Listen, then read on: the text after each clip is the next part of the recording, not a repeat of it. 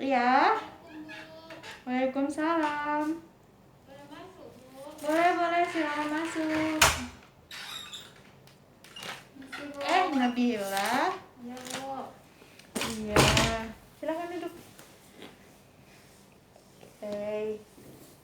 Maaf ya, Bu, telat. Nggak apa-apa. Soalnya tadi motor dipakai adek. Oh, jadi dari rumah nih. Iya, Bu. Boleh dipakai dulu hand sanitizer-nya? Ibu udah? Udah.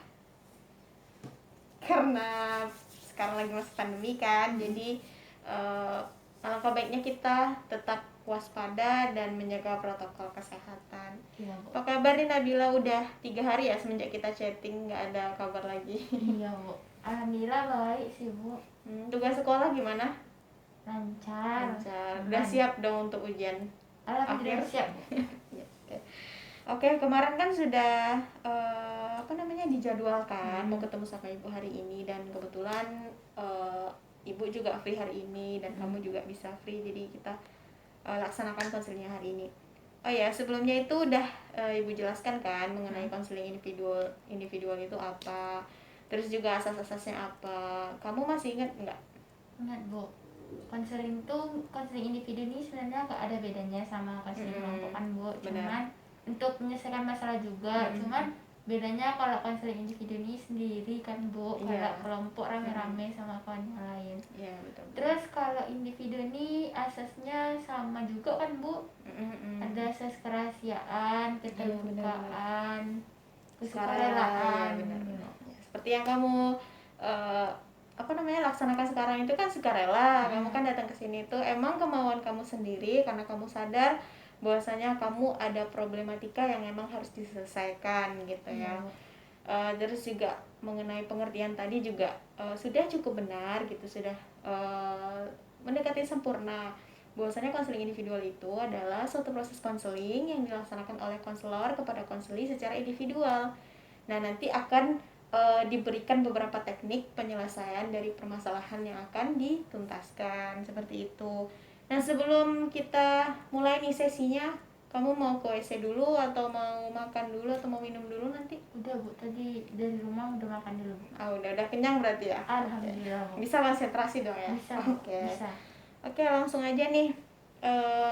Ibu tanyakan, permasalahan kamu itu sebenarnya kemarin sudah sudah dijelaskan sedikit ya, mengenai kamu itu ada masalah sama teman kamu gitu, sampai kalian itu diam-diaman dan akhirnya ada terpendam emosi di dalam diri kamu. Mungkin boleh diceritain dulu secara lengkapnya gimana? Jadi kan, Bu, saya tuh punya teman dekat banget, Bu, udah kayak sahabat sendiri kan, Bu. Nah, dia apapun lah yang saya rasakan, yang saya alami, saya selalu ceritakan ke dia, Bu. Jadi saya ada dekat sama cowok kan, Bu. Terus saya juga cerita sama dia, Bu. Saya cerita, saya kenalin dia sama cowok tuh kan, Bu. Terus tahu-taunya dia malah suka juga sama cowok itu, Bu. Tapi nggak jujur sama saya, Bu. Ya udahlah kan, Bu, karena saya juga nggak mau memperpanjang, saya ngalah gitu kan, Bu. Terus saya punyalah teman deket cowok juga kan, Bu. Nah, teman deket cowok saya ini nggak kenal awalnya sama dia, Bu. Terus karena saya orangnya yang nggak terlalu saya pikirkan, saya kenalin juga lah kan, Bu.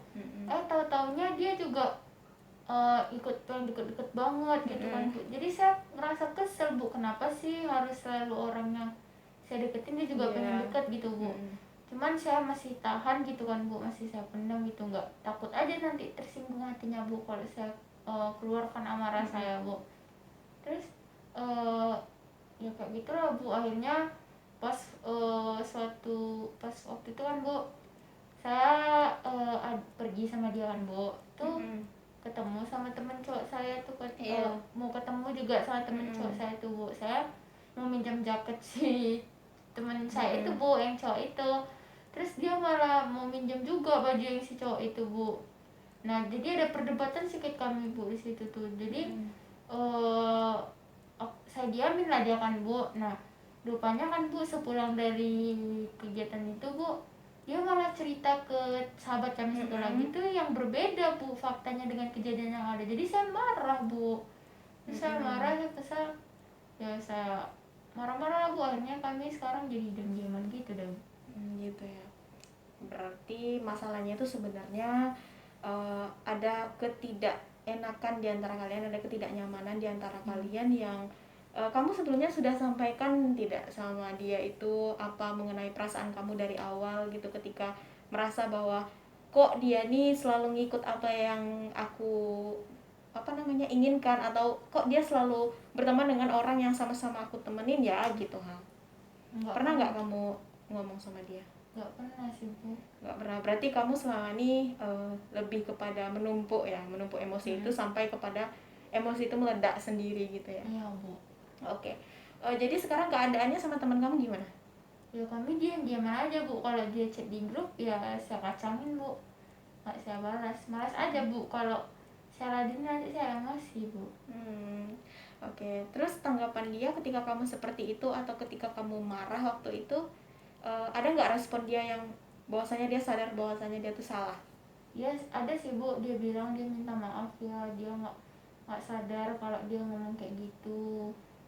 Dia minta maaf sih Bu, cuman saya tetap kesel aja Bu, soalnya kejadian sebelumnya dia juga bilang minta maaf dan janji nggak akan ngulang lagi Bu. Nyatanya dia ngulang lagi, kan kesel Bu. Berarti ada rasa kepercayaan kamu yang istilahnya itu tidak digubris sama dia gitu ya. Kamu punya kepercayaan sama dia, tapi dia mengulang kesalahan yang sama, padahal kamu sudah berusaha untuk percaya bahwasanya dia itu akan berubah seperti itu ya.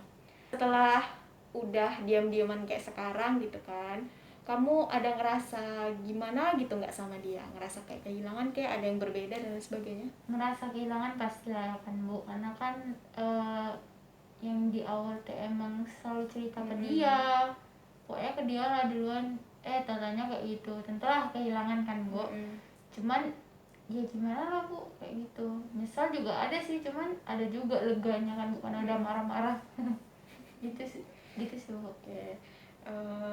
Jadi sebenarnya Ibu di sini mau sedikit meluruskan saja ya. Sebenarnya kalau misalnya kita punya emosi itu lebih baik disampaikan sebelum emosi itu memuncak. Jadi kayak misalnya kamu kesal dengan dia dari awal, seharusnya itu bisa kamu sampaikan. Karena ketika nanti kamu emosinya sudah memuncak kayak seperti sekarang, akhirnya timbullah emosi negatif gitu. Jadinya marah gitu. Kamu jadi menampilkan hal yang tidak seharusnya gitu. Kamu jadi kayak seolah-olah kamu tuh yang membuat persahabatan kamu itu putus itu, padahal kalau kamu bisa sebelumnya itu kamu bilang kenapa sih kamu tuh selalu deketin orang yang aku deketin, aku tuh ngerasa risih loh, mungkin kamu tidak sejauh ini sama dia gitu. Jadi saran dari ibu sih seperti itu gitu, coba lebih asertif lagi ke dia gitu, karena ini masalah pertemanan juga kan, tentu pertemanan itu kamu sendiri yang tahu. Jadi saran dari ibu itu tadi, kamu lebih asertif untuk bisa bicara sama dia besok harinya gitu. Oke Bu, insya Allah emang belum tahu sih Bu kapan ya waktunya Bu, tapi saya akan coba lah Bu saran Bu tadi, karena masih emang beban buat saya sampai sekarang Bu, karena kami masih di lingkar yang sama, kelas yang sama gitu lah kan Bu. Namun ya gimana lah Bu, perasaannya tuh berat gitu karena itu menjadi beban Bu di hati saya, dan saya juga ngerasa nggak enakan sama dia kan Bu gitu. Nah itulah Bu permasalahannya. Iya, karena kamu masih merasa ada beban, coba besok atau kapan lah kamu punya waktu senggang dan dia punya waktu senggang, lebih baik kamu itu bicaranya face to face sama dia gitu, karena kalau misalnya dari handphone terkadang kita bisa salah paham kan. Nah jadi ibu sekarang mau kasih kamu latihan terlebih dahulu untuk asertif gitu, tapi menggunakan media. Nah medianya di sini tuh adalah boneka. Sebenarnya kan kursi kosong, tapi karena di rumah ibu kursinya itu tidak ada di sini gitu, di ruangan konseling ini nggak ada, jadi ibu ganti aja media dengan boneka. Nanti kamu bisa menyampaikan apa saja yang membuat kamu kesal, apa saja yang membuat kamu nggak enak hati kepada dia melalui media yang ibu tampilkan. Kamu mau? Mau Bu. Boleh kita mulai? Boleh Bu. Ini ada boneka, jadi kamu bisa anggap ini adalah teman kamu yang tadi. Kamu bisa mencoba untuk mengungkapkan semua hal yang menjadi beban di dalam hati kamu. Anggap saja ibu tidak ada di sini karena ini butuh konsentrasi seperti itu. Jadi ibu mau pindah tempat dulu, nanti kamu boleh sampaikan apa yang kamu rasa tidak enak ya. Bu. Oke. Oke, boleh disilakan. Nah, Rani, aku mau bilang, sebenarnya aku nggak suka kalau kamu tuh ngikut-ngikut terus siapa yang lagi dekat sama aku, kamu juga deketin. Siapa orang yang aku suka, kamu juga sukain. Kenapa sih? Emang cowok yang di dunia ini cuma satu ya? Emang kenapa harus yang di aku? Kenapa nggak di orang lain gitu? Terus aku nggak suka kalau kamu tuh bohong. Kenapa nggak jujur aja sama aku kalau kamu suka sama dia gitu? Atau apa gitu? Kenapa kamu selalu bohong sama aku dan nggak menyebutkan fakta yang ada ke orang lain gitu? Kenapa kamu selalu menutup-nutupi juga ke orang lain yang ngebuat malah aku jadinya kelihatan yang salah, padahal kan aku udah ceritain yang sejujurnya, kenapa kamu malah bohong-bohong gitu? Sekarang kan kita jadi kayak gini, aku gak suka sebenarnya kita kayak gini, tapi aku gak suka juga kalau kamu kayak gitu. Aku berharap sih kita tuh baikan, cuman kalau aku selalu dikecewakan aku nggak mau. Udah disampaikan semuanya, Bila? Udah, Bu. Oke, nah sekarang tadi kamu sudah menyampaikan segala emosi kamu, apa yang kamu rasain kepada si Rani, teman kamu tadi. Coba sekarang kamu posisikan diri kamu sebagai Rani, menanggapi apa-apa yang sudah kamu sampaikan tadi. Maaf ya, Bil. Kalau aku selalu mengikuti hal-hal apa yang kamu suka, termasuk orang yang kamu suka. Aku nggak bermaksud buat bohongin kamu, cuman inilah aku sebenarnya iri juga lihat kamu sama temen kita, kayak ngerasa kalian tuh mudah aja dekat sama orang, disayang banyak orang, sedangkan aku nggak bisa kayak kalian. Makanya siapapun orang yang dekat sama kalian aku juga pengen dekat gitu. Aku minta maaf, Bill, minta maaf sebanyak-banyaknya karena aku udah ngelakuin hal-hal yang bikin kamu kecewa. Udah? Udah, Bu. Oke. Ibu duduk dulu ya. Ya, Bu. Oke. Gimana perasaan kamu sesudah menyampaikan tadi? Lumayan lega lah, Bu. Agak berkurang bebannya dikit. Oke, agak berkurang ya. Berarti selanjutnya itu gimana perasaan kamu menjadi si Rani tadi? Ya, saya merasa bersalah lah tentunya kan, Bu. Cuman ya saya juga nggak mau pertemanan ini berakhir, Bu, karena kami dari awal kan, Bu, awal masuk gitu berteman. Oke. Berarti kamu udah ngerasain ya gimana nyamannya ketika kamu sudah berusaha untuk asertif ke dia. Nah, kalau kamu sudah asertif, tentunya Rani akan berpikir seperti yang kamu pikirkan tadi. Dia akan merasa bahwa dirinya salah, dia akan minta maaf sama kamu, dan pastinya persahabatan kalian nanti akan berjalan lebih baik daripada hari ini gitu. Karena tidak semua permasalahan itu jadi sebuah hal yang akan memisahkan persahabatan kalian gitu. Jadi karena permasalahan itu sebagai bahan kalian untuk belajar menjadi lebih dewasa lagi. Nah, jadi selain latihan asertif tadi, ibu minta ke kamu buat coba deh dalam waktu sebulan ini kamu asertif ke teman-teman kamu gitu, siapapun dia orangnya, nggak cuma si Rani, siapapun yang membuat kamu kesel, kamu coba ngomong asertif. Artinya asertif itu kamu mengungkapkan semua emosi kamu dengan kata-kata yang tidak menyinggung orang lain, seperti itu. Jadi walaupun kamu keadaannya tidak enak hati atau lagi kesal, orang bisa menerima itu dengan baik dan mereka harapannya bisa berubah kepada kamu lebih baik lagi gitu kan. Selain itu ibu juga mau kasih buku. Ini buku tips dan trik berteman dan latihan asertif bagaimana dalam proses pertemanan itu. Semoga nanti kamu bisa pelajari, bisa ambil maknanya. Ini boleh dibaca. Nanti setelah sesi konseling selanjutnya boleh kamu bawa lagi ya. Dan nanti boleh dicatat inti-intinya apa aja. Oke, Bu.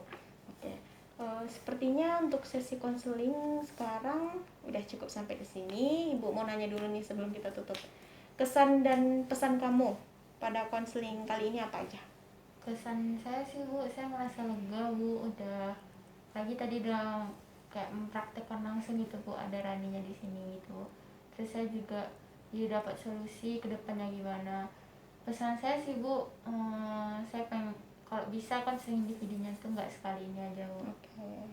Oke, berarti kamu sudah merasa lebih nyaman ya Iya, ketika sudah menyampaikan emosinya tadi, dan insya Allah kita akan melaksanakan konseling individual lagi itu sesuai dengan kesepakatan kita. Nanti kita atur jadwalnya di WhatsApp saja ya, Iya, seperti Bu. biasanya. Nah, sesuai dengan waktu kosong kamu dan ibu juga. Oke, makasih banyak sudah sukarela untuk datang ke ruangan ibu. Semoga kamu bisa menjalankan hari-hari kamu dengan lebih semangat lagi, lebih asertif lagi, dan kamu dengan teman kamu tadi itu si Rani bisa akrab lagi seperti dulu. Harapannya kamu bisa belajar dari permasalahan yang kamu hadapi sekarang untuk menjadi kamu yang lebih baik lagi. Iya, Oke, Bu. itu dari ibu. Ya, Bu. Udah. Makasih ya Bu. Ya, Pulang dulu, Bu. sama-sama. Pamit, Bu. Hati-hati, iya. Hati-hati ya. Ya Bu, Assalamualaikum. Waalaikumsalam.